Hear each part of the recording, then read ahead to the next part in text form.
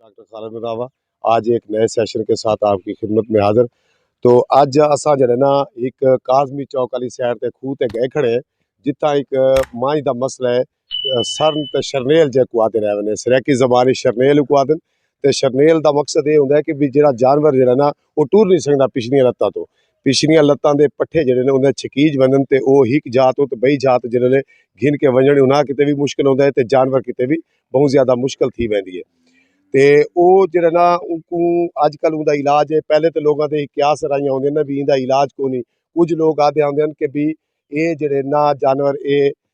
ਘਰ ਦੇ ਕਿਤੇ ਬੈਸੇ ਰਹਿਮਤ ਹੁੰਦੇ ਨੇ। ਹਾਲਾਂਕਿ ਇਹੋ ਜੀ ਗੱਲ ਕੋਈ ਕੋ ਨਹੀਂ ਇਹ ਕਿਉਂਕਿ ਜਿਹੜੇ ਜਾਨਵਰ को तकलीफ है उनकी तकलीफ रफा करना सारा हक बनता है तो आवाम को अवेयरनेस देवन भी सारा हक बनता है भी ताकि जड़े ना इहो जे जानवर ਜਿਹੜੇ बेचारे नहीं टूर सकते जिन्हों के लत्तां के पट्ठे छकीज बनन जो अस सरन वा आते हैं शरनेल आते हैं तो उनका बड़ा ज़बरदस्त इलाज है पिया। वो कुछ जरा ना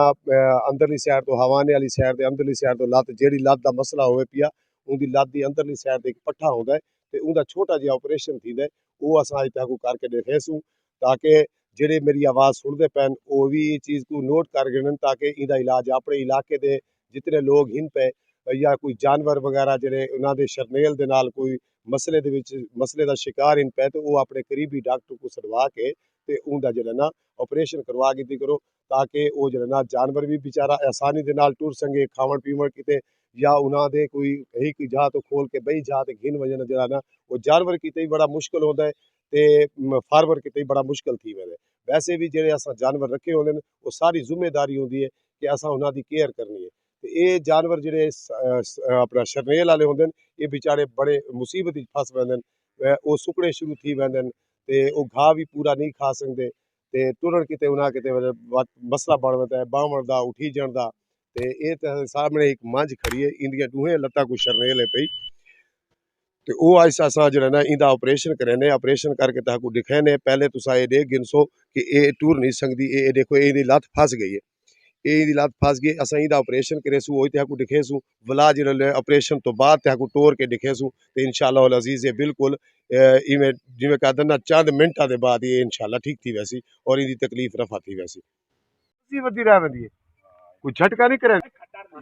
वालेकुम अस्सलाम मोहम्मद सन क्या हाँ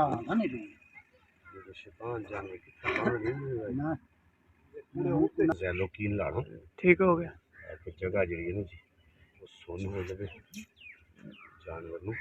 तकलीफ ना